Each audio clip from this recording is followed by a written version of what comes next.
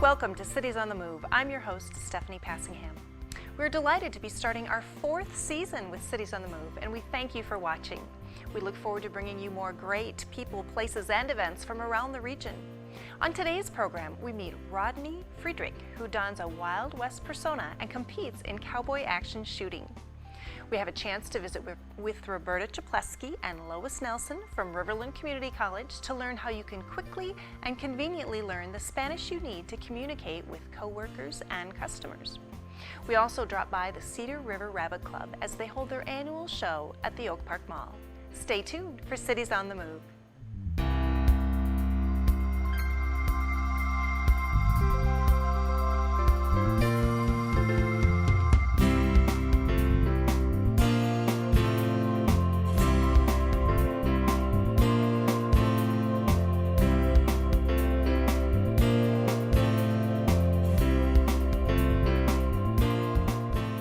Rodney Friedrich recently competed in the Single Action Shooting Society Minnesota State Championship in Morristown, Minnesota.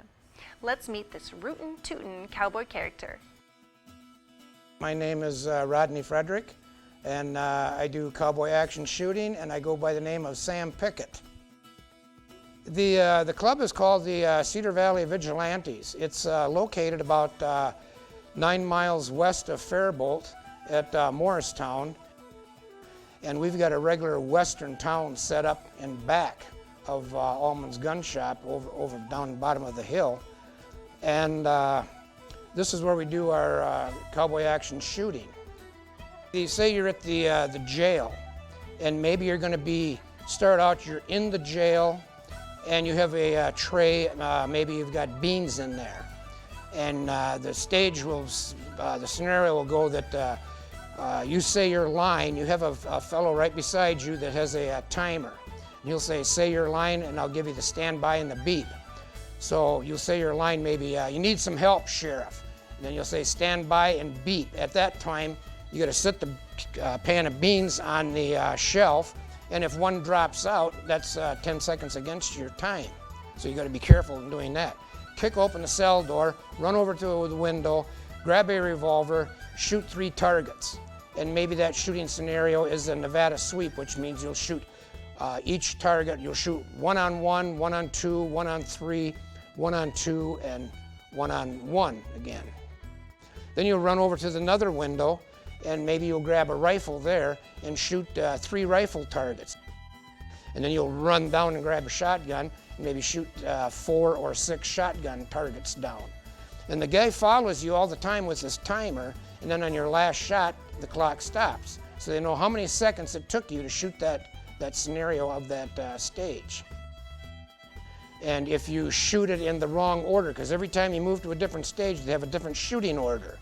And if you shoot it in the wrong order, that's 10 seconds against your time. And then at the end of the day, they total up the times it took. And you shoot in different classes. There are gunfighter classes where a fellow can shoot with a gun in each hand, the revolver, and shoot one at a time out of each revolver. There's the duelist that'll shoot, cock and shoot with one hand. There's the traditional that will shoot with both hands on a revolver and cocking and pulling the trigger. So I think the thing I like most about shooting and cowboy action shooting is, number one, I like to shoot the guns. And number 2 is everybody has an alias. When I first started shooting up there, I pretty much had last place locked in because I didn't know what I was doing, and it was my first couple of times. And then you get to talking with the guys up there, and they'll tell you little tricks and how to be faster and what to do, and like that. When I went up there the first time, I had called a fellow, and because I found his name in the magazine, and went from there, and then went up there, and then I found him, and he let me shoot his guns at some targets the first time, and I was hooked. In what city did the Canadian Pacific Holiday Train begin its journey? Find the answer on our website, ksmq.org. Well, today we're going to talk with a couple of gals from the Riverland Community College system. We're going to talk about learning a second or perhaps even third language. And I want to welcome our special guests today, Roberta Jableski and Lois Nelson. Thank you, gals, so much for being here. Thanks for having us. All right. Roberta, why is it important for us to know a second or even a third language if we live here in southern Minnesota or northern Iowa? Well, Stephanie, I think it's important because we live in a diverse community. Our region has many different ethnicities represented, and certainly it works well to have a second language to be able to communicate with people either at work or when you're out in public. All right. And it's an experience that you have much more often at home now than you used to. Lois, you were telling us about a trip that you took leading a mission project where you actually went to another country and had to know. Right. Well, and this was 2 years ago, and prior to that, and I did have conversational Spanish eons ago, working with a different responsibility and all. And I was designated as a team leader for Habitat for Humanity International build in rural Mexico, and felt it safest to refresh at least my conversational skills. So took the Education to Go, which is one of the programs that Riverland through our training and development team sponsor, just as a refresher, and it was excellent to bring back that language skill, because like everything, you have to be using it regularly in order to recall and call upon it, and everything. So it worked very well. Good. Now we are going to talk about a new program that you're offering, but let's talk first a little bit about the traditional ways that people learn a second language. What's the typical kind of classroom setup and the types of offerings that Riverland provides? Well, I think generally when you're learning a new language, they look at the whole language learning. They'll cover the grammar, sentence structure, yes, conversational speaking, writing, and writing correctly is certainly a big portion of our programs, and we offer Spanish regularly as well as French here within Riverland. And although I know that one of our instructors, Barbara Judd, was using the ITV system with Southland here recently in a Spanish class. But typically it's, the face-to-face, the traditional setup, and listening to her, she's speaking Spanish and the class is responding, so that you get the intonation correctly, and the proper sentence structure, which there the verbs are located differently than they are in the English language, so we have to almost disassociate ourselves from our main language, and so that we can absorb and learn another. Just think in a completely different way. Absolutely. It takes care of that right brain, isn't it? Yes. Portion. So that classroom setting may be what folks are most familiar with. The to-go program that you mentioned that you took before you went on that trip, is that also a classroom-based experience? No, Education to Go is actually a contracted entity. I believe the classes or the courses all originate out of California. Okay. And it's a strictly an online website, and really Education to Go, we've been using it for 5 or 7 maybe years, and it's just another program if you're looking for a certain skill set that isn't offered through the regular college curriculum or through us in the training and development team. This is a great way to pick up a skill, and it can be anything from photography to language to computer to just other self-interest, and so it's a great tool. It provides a good resource for those who are not able to make it to maybe a semester-based Spanish class or another semester-based class or a customized class that we might offer through training and development. So it's a resource that we provide, and it's a contract, as Lois said, that the company Education to Go actually provides this service to colleges throughout the United States, and well-known and credentialed instructors, and yeah, it's a good option for people. So as you were looking at the offerings, the curriculum that you had available for people to learn a second language, there must have been a gap somewhere, because now you offer something called Command Spanish. So tell us about the need that you felt wasn't being met and how this new program will address that. Well, Command Spanish is actually an occupational Spanish class, as opposed to the conversational Spanish that we talked about earlier. And what it does is it teaches direct commands and specific questions, so that a person in the work world can conduct their business with a Spanish-speaking individual without having to understand the entire Spanish language. So It fits that need, and it addresses specific occupations, and even more specifically, for instance, you might have Command Spanish for nursing, and then it's more specific even to hospital nurses versus clinic nurses, because they'll be using different terminology. So it Okay. teaches those specific commands and ability to converse, on an occupational level. All right. And how is this particular program delivered? Well, we can do the customized training where we can meet with a group of individuals and do the one-on-one, the instructor in the front of the classroom. And that gives you a lot of hands-on practice where you're doing some drills and a lot of practice, a lot And of a lot of auditory speaking, reinforcement. right? And then we also have it online for those individuals. Again, it's an opportunity for those individuals who are not able to make the commitment to a classroom study to do the studying online. So there are several programs. I think they presently have 19 of their programs available online. They offer many more that we can offer as a customized offering through training and development. But as they move forward, they'll be adding additional classes online. So right now they're up to like 19 occupations. Okay. And when you're online, as I understand it, you take the classes when it fits in your schedule. It doesn't have to be the same time. It's not like a webinar. Right, Okay. that's right. Online learning provides the flexibility that individuals need to fit in that learning. So the classroom is really open 24/7, and you're able to go in at your convenience. Certainly provide some flexibility in your time schedule, some cost savings if you have childcare needs or transportation, is an issue. It's a wonderful program because it also offers the auditory reinforcement. So you're able to do your studies and say the word and also hear it back so you can practice. And the training materials also come with an audio CD, which again reinforces the pronunciation of the words and allows you to practice and have that repetition. All right. I noticed there were some phonetic keys that were identified in your description of the program that helps people, because sometimes when you read the letters, you're not always sure how to tackle that. And if you're doing online training, you're not really working with a teacher. What kind of resources do you have if you get stuck, you're in class, so to speak, at 11 o'clock at night? What do you do if you have trouble?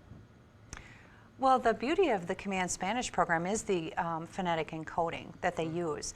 And actually, we have an example that how the classes are taught is actually you'll have a list on the left column for the Spanish word. In the middle will be an option for someone who has had some Spanish and just maybe has gotten rusty at it. And the third column would be the phonetic encoding column. And so you're actually able to deliver that training in a combined classroom. So you can have some students that perhaps have some training in Spanish and those that have never spoken Spanish in their life. And they're able to pick up on the phonetic encoding. And it makes it very easy. I myself am not fluent in Spanish or any other second language, and I can look at that phonetic encoding and actually say the word. And it gets you close enough that a Spanish-speaking individual would be able to interpret and understand what you're saying. Okay. Go ahead and give us an example. And this was part of the training that we did last year with the Doherty group, where they had about 7 of their business clients, and it was geared to maintenance supervisors, manufacturing supervisors, warehouse supervisors. And so one of the segments we took out here was from Forklift, which of course the programs all have their safety components too where applicable. But with Forklift, the first example is to drive carefully. That's our English. And the phonetic spelling here is mana he kom ni da ha. So my apologies to all of our Spanish speakers that are probably laughing right now, but what I said. But real quickly, it's there, and again, it's practiced in the class in company of the tape or the disc as well for support. At least you can come up with some of these basic instructions as a supervisor. And gives you perhaps a point to start with, so you can at least convey the general message, even if it's not perfectly pronounced. Yes. You have a tool in your toolbox. Absolutely, and one of the other things I noticed in our 3-ring binders too is there's actually examples of signage that you can make up where you have both the English and the Spanish for in Spanish. For safety tips particularly and all too, but it's just another way of increasing the communication levels within your department. group at work. And you talked about the number of, and it is quite specific, you talked about nursing as a particular example. Can you give us a sense of what other programs that you have that are specific to an occupation, and who might be the best candidate if a company owner was thinking, you know, maybe this doesn't sound like such a bad idea to increase the communication in my company.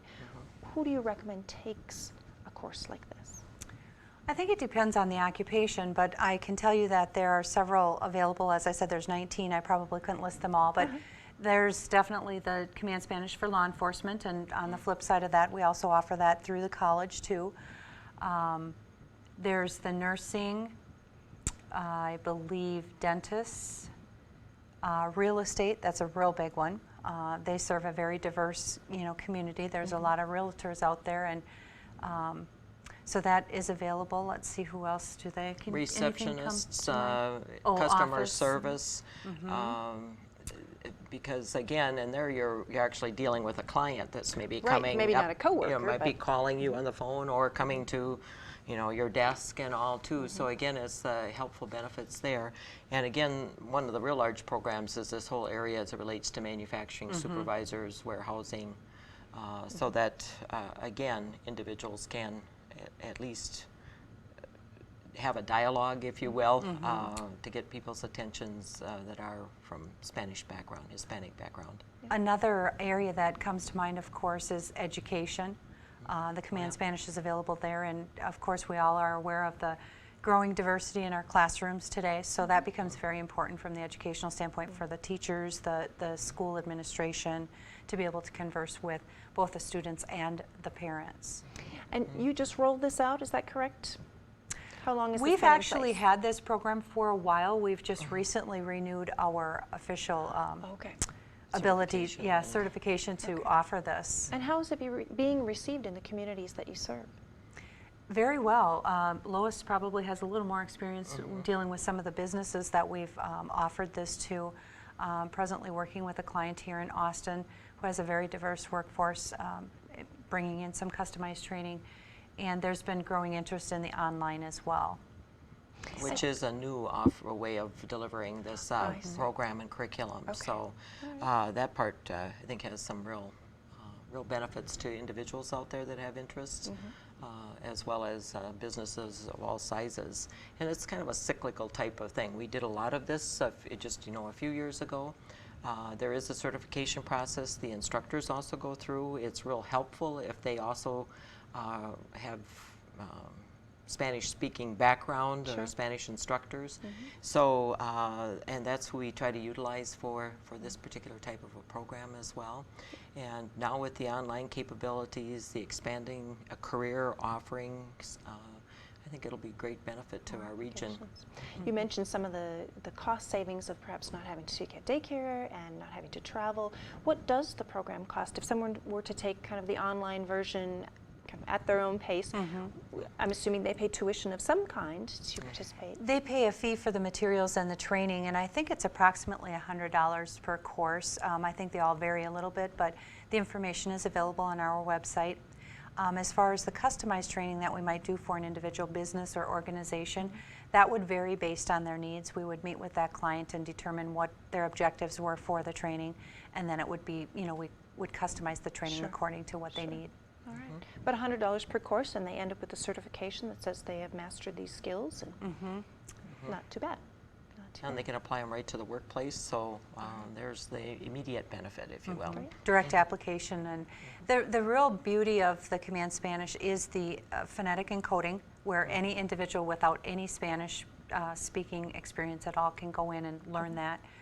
And the fact that they're set up to be direct commands or inquiries, so that the individual learning the Command Spanish can actually give directions or instructions to someone.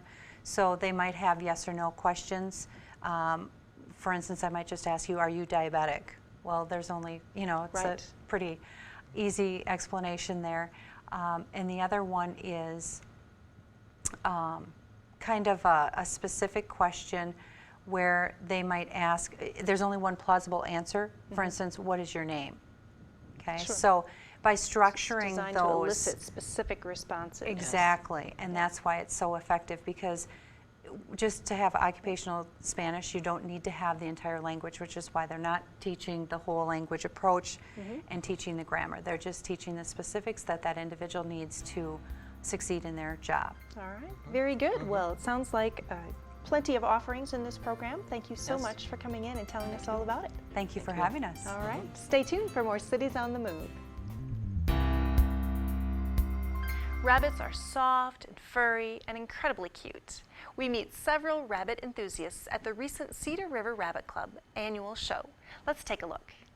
Bunnies, the quintessential symbol of cute, are a common springtime character. The Cedar River Rabbit Club recently hosted their annual show, where exhibitors displayed many of the 47 breeds of show rabbits. This bustling event was filled with fuzzy, adorable rabbits of all sizes and fur styles. Cedar River Rabbit Club officer and 4-H rabbit leader Diane Stundahl gives us a primer on what takes place during a rabbit show. So today we have rabbits here, or people here showing for more than one show. We have our Cedar River Rabbit Club show, and also along with it we have a show called the Upper Midwest Rabbit Show. They're here trying to raise money for the national convention that's coming to Minneapolis in November. And so they have opportunity to be shown twice, to see different judges today. Also, we have about 5 breeds that have what we call specialty shows, and so they'll be able to be judged by another judge also. So some people are going to have their rabbits judged by 3 judges today. For open shows like this, it's pretty easy. You just bring your rabbits up, and when it's time, you just put them in the little box, and the judge will take them out one by one and look at them and judge them. You just have to make sure that you have to register when you come, and you fill out little show cards, and it tells what sex they are, what age they are, and what variety, which is the color. So you just have to make sure you have them in the right class. Emma Jewett is a 4-H'er who discovered showing rabbits 2 years ago. We moved up here 2 years ago, and we bought Batty, and at first we didn't know we could show them. And so we found out, and we were just amazed. And so we went to our first show the next day, and it was definitely something different. Batty, Emma's blue Mini Rex rabbit, excels in a rather unusual rabbit class, agility. Last year at the Monroe County Fair, he got first in agility. He jumped a really high jump and didn't knock down a pole. You put your rabbit in a harness so they don't run away, and you just kind of coax them to go over a jump or go through a tunnel. Some rabbits don't like it, and some rabbits just catch on naturally. You have to find your right rabbit, but a lot of the rabbits just go through it, and with a little coaxing, they can do a lot. While Batty is retired from conformation showing, Emma still has plans for him. He's my showmanship rabbit. He's really good with being flipped over and handled, so he's my pet rabbit now. So I'm thinking about doing more agility. It's really fun, and Batty seems to like it. While Mini Rex are one of the more popular breeds at the show, many others are also exhibited. There are a lot of really popular breeds. The younger kids like the smaller breeds, so the younger kids a lot of times will show the Mini Rex, Holland Lops. Mini Rex and Holland Lops are real big. Also with adults love them too because they're smaller and cuddly and cuter. And the Netherland Dwarfs are usually pretty big too, and they're the smallest rabbit. They only get up to about 2.5 pounds. The weight range from rabbits ranges from 2.5 pounds up to the Flemish Giant can get up to 20 pounds. Despite the size differences, there are some simple, basic rules of care for rabbits. In caring for your rabbits, basically, most rabbits you can just feed pellets and water, and that's good enough. Most people have little special treats for them that they give them too. We always give them a little bit of barley, a few sunflower seeds to make their coat shiny. The barley helps make their flesh condition nicer, and so they don't get as flabby. Basically just feed and water, a little hay once in a while, and clean their pen, keep their pen clean. It's pretty easy, when you have one, but when you get more, it takes a little more time. Yeah, there's 4 types of rabbit fur, so grooming can be easy or it can be kind of difficult. They have normal fur, which is usually real sleek and easy to just brush them out. They, when they go into a molt, sometimes it's a mess, but otherwise it's pretty easy to care for. And then there's the wool breeds that are the ones that take more grooming because they have the longer fur and you have to brush them out weekly or semi-weekly. And their nails have to be trimmed about once a month. Based on the large attendance at the Cedar River Show, rabbits are a popular pastime for residents of the region. If you want to raise an animal, it's an easy animal to have. Rabbits are great. They're either a great pet or it's a really good experience for children to raise them and show them, and usually we get addicted and we can't quit showing either because you see plenty of adults here showing too. So it's just a fun thing. We really enjoy it. Here's what's happening in the Austin area this month. The Quilters Spring Retreat at the Holiday Inn will be held April 9th, 10th, and 11th. Treat yourself to a relaxing weekend of stitching, friendship, food, and fun. Call the Austin Holiday Inn at 507-433-1000 for reservations. On Sunday, April 11th, the Austin Symphony Orchestra will perform New Voices at the Knowlton Auditorium at the high school at 2 p.m. This concert will feature students that competed in an innovative new project that began this season when students in grades 7 through 12 participated in a concerto aria competition. The winner of this competition will be performing with the Austin Symphony Orchestra. For ticket information, contact Marge Dunlap at 507-433-5647. On Saturday, April 24th, the Matchbox Children's Theater presents The Unwicked Witch. They're bringing back this audience favorite in recognition of their 35th anniversary. It's a comical mix-up of magic and mischief when the 3 oldest witches in the world get into the act. The performance is at 2 p.m. at the Paramount Theater. And for more information, visit matchboxchildrenstheater.org. If you have an event to share, please log on to ksmq.org and post your information today. With the new season, we've decided to take an in-depth look each week at the communities around the region to discover what is keeping these cities on the move. Next week, we visit Harmony, Minnesota, a town that really lives up to its name. Please join us Tuesday, April 13th at 6:30 p.m. for another edition of Cities on the Move. I'm your host, Stephanie Passingham. Good night.